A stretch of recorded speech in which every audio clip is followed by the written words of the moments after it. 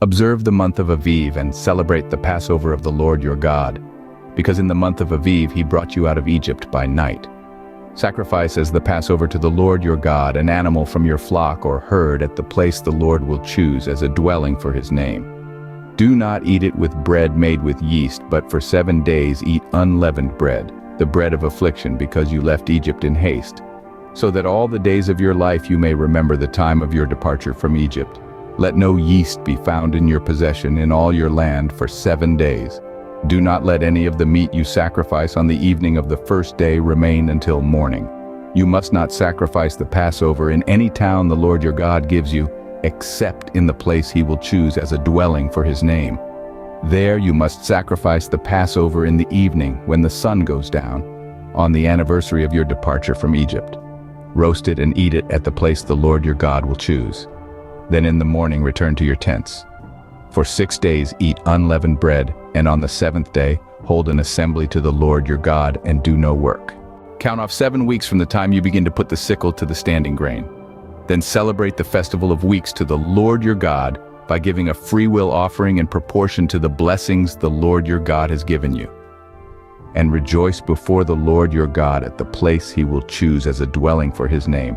You, your sons and daughters, your male and female servants, the Levites in your towns and the foreigners, the fatherless and the widows living among you. Remember that you were slaves in Egypt and follow carefully these decrees. Celebrate the Festival of Tabernacles for 7 days after you have gathered the produce of your threshing floor and your winepress. Be joyful at your festival, you, your sons and daughters, your male and female servants, and the Levites, the foreigners, the fatherless, and the widows who live in your towns. For 7 days celebrate the festival to the Lord your God at the place the Lord will choose. For the Lord your God will bless you in all your harvest and in all the work of your hands, and your joy will be complete. 3 times a year all your men must appear before the Lord your God at the place he will choose, at the festival of unleavened bread, the festival of weeks, and the festival of tabernacles. No one should appear before the Lord empty-handed. Each of you must bring a gift in proportion to the way the Lord your God has blessed you. Appoint judges and officials for each of your tribes in every town the Lord your God is giving you, and they shall judge the people fairly. Do not pervert justice or show partiality. Do not accept a bribe, for a bribe blinds the eyes of the wise and twists the words of the innocent.